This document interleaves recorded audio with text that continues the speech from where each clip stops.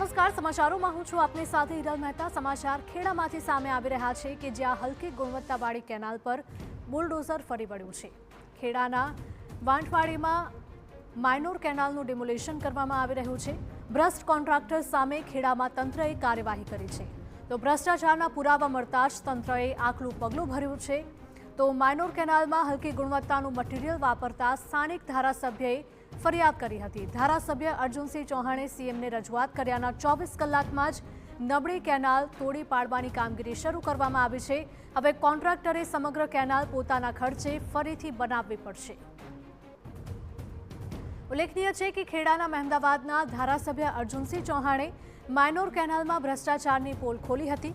તેમણે મહેમદાવાદના વાંઠવાડી ગામ પાસેથી પસાર થતી કેનાલના કામમાં પોલમપોલનો પર્દાફાશ કર્યો હતો।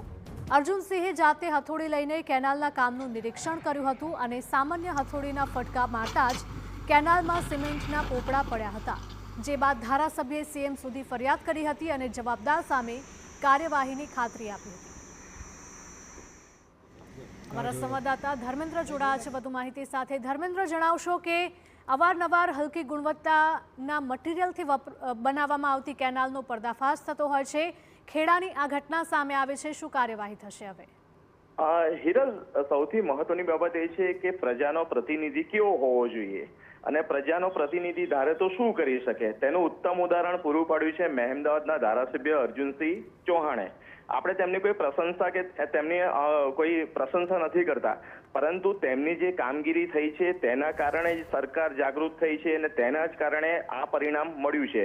મહત્વની બાબત એ છે કે જે માઇનોર કેનાલ હતી, જો યોગ્ય ગુણવત્તા સભર બની હોત તો ટૂંક સમયમાં જ ખેડૂતોને તેનો સીધો ફાયદો થવાનો હતો, પાણી મળત ખેડૂતોને। પરંતુ જે કોન્ટ્રાક્ટર હતો તેની ગંભીર બેદરકારી હતી। માત્ર દેખાડો કરવા માટે જાણે કેનાલનું નિર્માણ કામ કરવામાં આવ્યું હોય તે પ્રકારની કેનાલ બનાવવામાં આવી, હલકી ગુણવત્તાની કેનાલ બનાવવામાં આવી અને તેના જ કારણે સ્થાનિક લોકોની અંદર પણ એક આક્રોશ જોવા મળી રહ્યો હતો, જેની રજૂઆત ચૂંટણી દરમિયાન ધારાસભ્ય અર્જુનસિંહ ચૌહાણને કરવામાં આવી હતી। અર્જુનસિંહ ચૌહાણ જાત નિરીક્ષણ કરવા પહોંચ્યા, હથોડીના ફટકા માર્યા અને કેનાલ તૂટી પડી।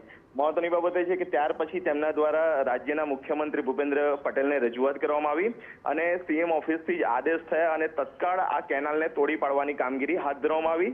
દાદાનું બુલડોઝર ફરી વળ્યું છે અને હવે તમામ જે નવી કેનાલ જે બનાવવાની છે તે તમામ ખર્ચો કોન્ટ્રાક્ટરે જ આપવાનો છે।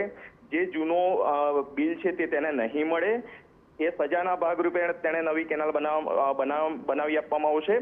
બીજી તરફ વાત કરવામાં આવે તો જે પ્રકારની આ ઘટના બની છે, અન્ય કોન્ટ્રાક્ટરોએ પણ જાગૃત થવાની જરૂર છે, કારણ કે ક્યાંક ને ક્યાંક રૂપિયા કમાઈ લેવાની લાલચની અંદર હલકી ગુણવત્તાનું કામ કરીએ સરકારના અને પબ્લિકના જે નાણાંનો દુરુપયોગ થાય છે તે અટકાવવા માટે જે રાજ્ય સરકાર દ્વારા પગલું ભરવામાં આવ્યું છે તે સરાહનીય છે। જી બિલકુલ ધર્મેન્દ્ર, માહિતી બદલ આપનો આભાર। તો જે પ્રકારની આ ઘટના સામે આવી રહી છે કે જ્યાં કેનાલની નબળી ગુણવત્તા સામે આવતા જ સીએમ સુધી રજૂઆત કરવામાં આવી અને 24 કલાકની અંદર જ આ પગલું ભરવામાં આવ્યું છે અને હવે આ કેનાલને તોડવાની કામગીરી ચલાવવામાં આવી રહી છે।